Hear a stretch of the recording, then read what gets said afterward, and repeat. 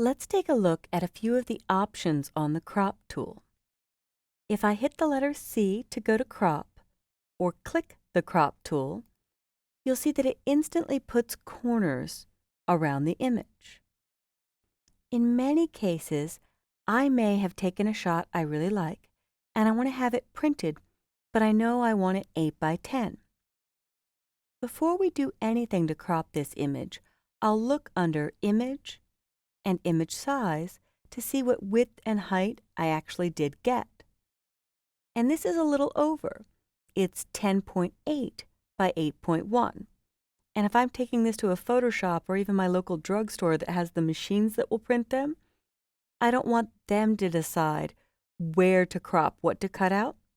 So I'm going to do it in advance. When I click OK, a lot of people would assume they could just type in 8 by 10. And for this image, it's really a landscape shot. So I'm going to do 10, and I hit Tab to jump over, by 8. And I can see what I need to compromise. I might want to keep the entire palm tree, so I'll move the image over until that fits.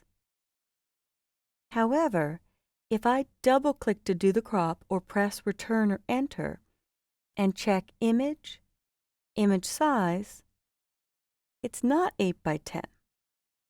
Not really.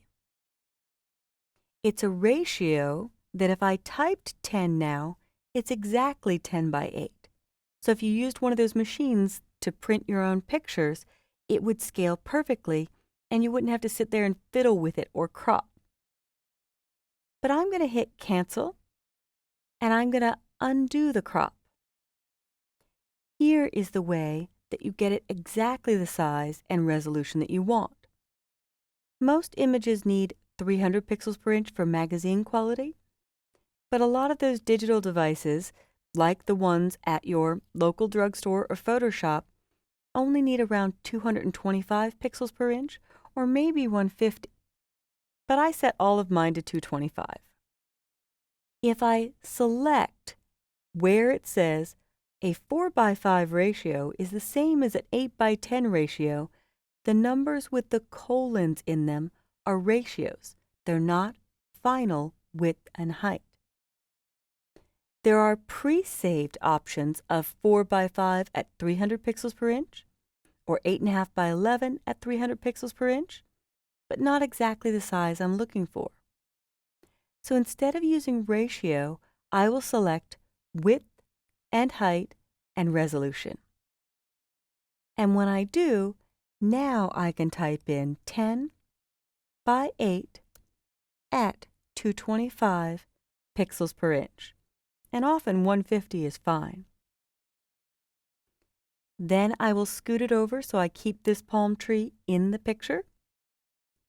And when I double-click or press Return or Enter, the file size did drop, so I end up at 11.6 megs. And if I check Image and Image Size, it's perfectly 8 by 10. Now let's try that again with a different dimension. I'll click OK because it's where I want it, and I can actually make a new crop preset, which is beautiful. It will save this frequently used size for me. So it's 10 by 8 at 225. I might want to quickly save another one that's 8 by 10 at 225. So I'll click OK, and that will now be a custom one in the crop menu. But in this shot, I want to do a 6 by 4. In fact, when you just have a roll of pictures printed from your camera, the default is 6 by 4 or 4 by 6.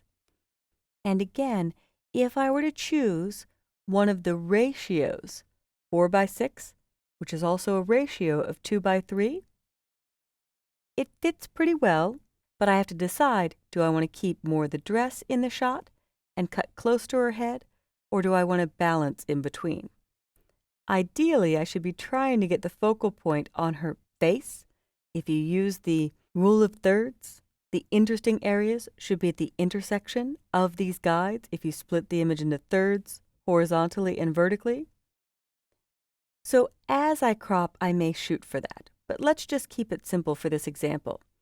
I've put in 4 by 6, but it's really 2 by 3.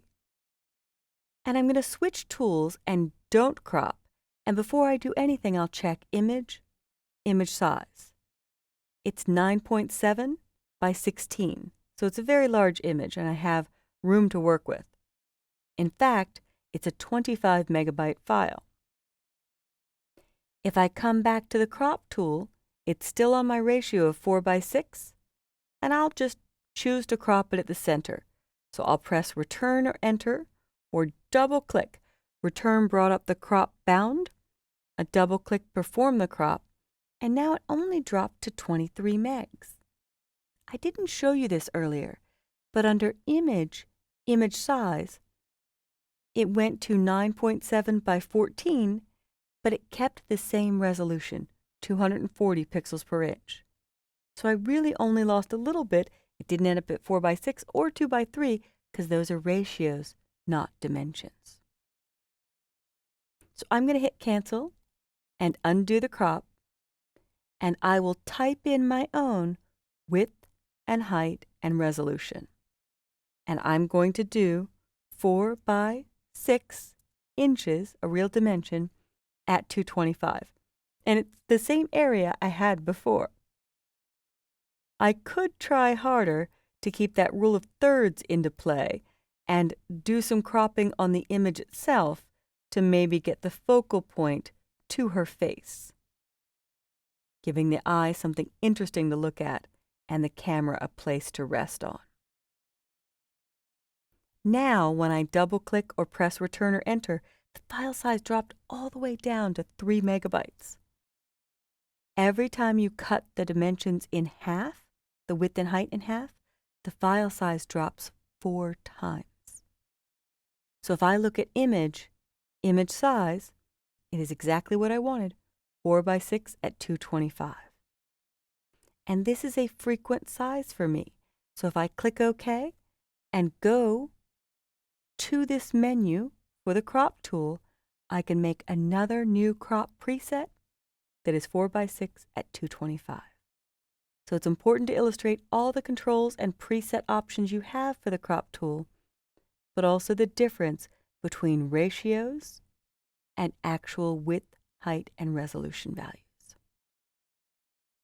So see what size you often end up printing and build a couple crop presets of your own.